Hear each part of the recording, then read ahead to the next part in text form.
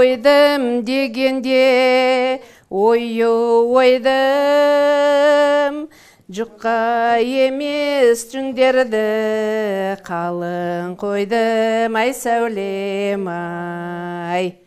Деп, бұрынғы біздің апаларымыз жаңағы осы киіз басқанда, ұршы киілгенде, жүн түткенде, осылай шын көңілдерімен өлең айтып, өздерінің жаңағы жақсы көңіл күйлерін көрсетіп, осы киіз бұйымдарын жасайтын. Біз сол дәстүрді ары қарай жалғастырып, осы жұмысты істеп жатырмыз. Көз алдарыңызда кереге келінетін сәндік ойлы түс киізді дайындау ісі басталып кетті.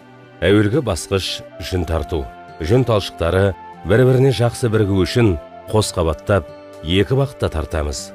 Одан кейін де өзіне тиесілі шартты шаруалары бар. Қазір бұны біз бітуге жүнді салып, тартып, бітіп аяқтап қалдық. Енді біз бұны қазір сулаймыз, сабындап. Бұны сабындағанда да біз жаңағы балалар сабынын қолданамыз. Себебі ол ең таза балалардың сабыны. Жаңағы бұны киген қол біздің киіз бұйымынан жасаған адамдар ешқандай аллергия, басқа жаман нелер болмайды. Сондықтан тек қана жаңағы балалар сабынын қолданамыз. Міне енді біттік. Қазір бұны біз Гүлзия екеуміз бетін жауып сулауға кірісеміз. Дайындалып жатқан оюлы қабырға киізінің ең бір сәнді ою өрнек бастыру. Ол үшін талдырма жасап аламыз. Сосын оюды оямыз, тиісті орнына қоямыз. Онда оюдың ерекшелігімен түсіне, айшықты аша білуіне айрықша мән беріледі.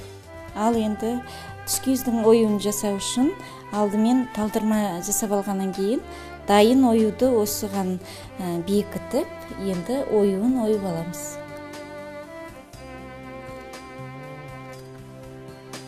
Осыдан кейін ойылған ою өзіндік өлшеммен өз орнына қойылып, соңғы басқыштағы жұмыстар атқарылады.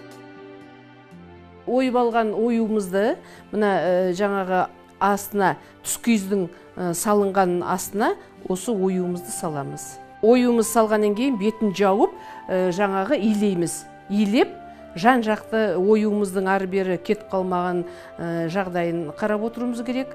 Жаңағы ою орнынан қозғалмас үшін. Соңғы илеп, бітіреміз да, сол піскенше илеуге тырысамыз. Осылайша көркі көз қамайтын кезекті киіз бұйымы дайын болды. Бұл шеберханада одан өзге де көптеген киіз өнімдер жасалады. Мамандығы эколог Айгүл Жексенбайқызы табиғи таза өнім жасауды 10 шақты жыл бұрын қолға алды. Сол арқылы үзіліп бара жатқан баба мұрасына жан бітіріп, жаңғыртып келеді. Қазақ халқының ең дәстүрлі, ең осы күнделікті қолданған материал осы киіз болған. Ал біз өзіміз сол киізді басу дәстүрін жоғалтып, жаңағы Европадағы әйелдердің жасап жатқан киіз жасап жатқанына мен өте таң қалып, осындай осы бір жобаны бастауға өзім бұрылдым. Содан енді қазақтың әйелдерін баяғы жинамаймыз ба? Алғашқы осы Қазақстандағы киіз басу семинарларын ұйымдастыра бастадым. Жаңағы халықаралық ұйымның көмегімен Швейцария мемлекетінің өкіметі қаржылаған ұйыммен сондай алғашқы семинарлар бастадық. Сол кезде енді әйелдердің өзі де жаңағы ешкім киіз басу дәстүрін ұмытып кеткен. Әрбір әйел бір жаңадан бір жаңа нәрсе бастағандай болып, өздерінің жасай алатындарына да сенген жоқ. Мен айта алам, әлі де шет мемлекеттеріне барып жүрміз. Осы Орта Азияда да, Қырғызстанда да мысалы киіз басады. Біздің дүниелердің деңгейі қазір енді кіммен болса да бәсекелесе аламыз. Бұл өнердің біздің елде неше мың жылдық тарихы мен қалыптасқан жүйелі үрдісі бар. Алайда ол өткен ғасырда тоқырауға тап болды. Төл өнеріміз қолымыздан сусып, шетелдіктердің игілігіне жарады. ауылдағы санаулы шеберлер ғана сақтап қалған саф өнерге енді қан жүгіре бастады. Қазақстанда енді Совет өкіметінің идеологиясына байланысты шығар, жаңағы киіз басу дәстүрі мүлдем ұмытылып кеткен деп айтуға болады. Ал енді Европада ол киіз басылып жатты, бірақ та былай қазақтың ою өрнегін салмаса да, олар өздерінің баяғы білген фигураларын салып жаңағындай, бірақ әйтеуір киізден басылған киім болса, киізден басылған сувенир болса, жаңағы экологиялық таза деп осы таласып алып жатады екен. Енді біздің еліміз киіздің отаны деуге де болады ғой. Өйткені ұмытылғанымен де қазақ халқы киізсіз өмір сүрмеген. Баспанасының өзі киізден жасалған. Жаңағы киіз үйдің ішіндегі бүкіл үйдің жабдықтары да киізден жасалған. Нарықтан орын ала бастаған халықтық мұрамыз әлемдік деңгейде әлдеқашан мойындалған. Енді оны әр қазақ баласы түсінгені абзал. Күнделікті қолданысына енгізіп, өзі де әжелері секілді жасай білсе, ұлттық болмысымыз айшықтала түспек. Европа халықтарында да киіз бар қазір. Киіз басады. Бірақ енді олар жаңағы олардың салған суреттері, оюлары біздің оюларға жетпейді деп айтуға болады. Мен оны мақтанышпен айта аламын. Қазақтың ою өрнегі ол деген бір өзімен өзі жатқан философия. Ол бір жағынан симметриясы бар, бір жағынан жаңағы табиғатпен үйлескен, табиғаттың ортасында өскен қазақтың өмір баянын да көрсете біледі. Және жаңағы түс, әртүрлі түспен біз өзіміздің эмоцияларымызды да көрсетеміз. Соған өте қызығады. Сол мен мысалы осы Европадағы неміс тілімен сөйлейтін киізшілер одағының мүшесімін. Сонда мына Германия, Австрия, Швейцария, Голландиядан көп киізшілер ішіне кіреді сол одақтың. Сол кезде енді бәрінің ішінде осы біздің қазақтың киізі жеке орын алады. Өйткені біз осы мына өзіміздің ой өрнегімізді салу оларға өте қиын келеді.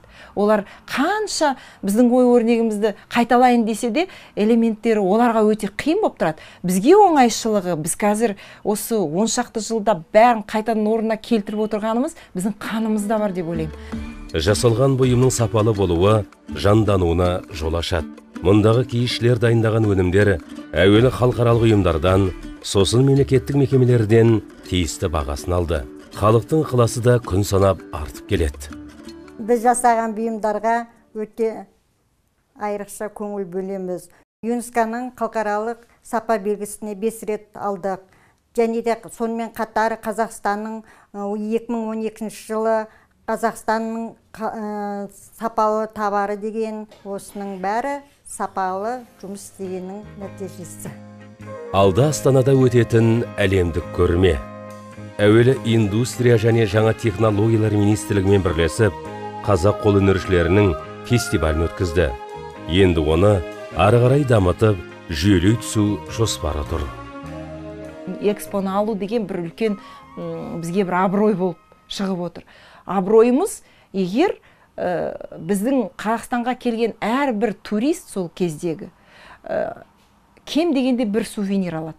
Сол сувенир шынымен нақты қазақ халқының материалынан, қазақ елінде шынымен қазақ адамның қолынан шыққан дүние болса, онда біз аузымызды толтырып, шынымен де біз нағыз Экспо 2017-ні өткізе алатын халықпыз деп айта аламыз. Ал егер Экспо 2017 осы жерде өтіп жатып, ал бүкіл қаржы жаңағы пайда басқа халықтарға тиіп жатса, онда әрине біздің осы Қазақстан шеберлерінің де жағдайы ары қарата өспес. Тек қана бұл шеберлерге ғана тиісті емес қой. Бұл біздің қазақ өнер саласы болсын, барлық жағынан біз өзіміз көрсете білуіміз керек. Қазақ халқының таңдандырған қасиетті мұрасы, киіз өңдеу өнері жаппай қолданысқа енер күн алыс емес. Өйткені ол біздің баға жетпес байлығымыз, асыл қазынамыз.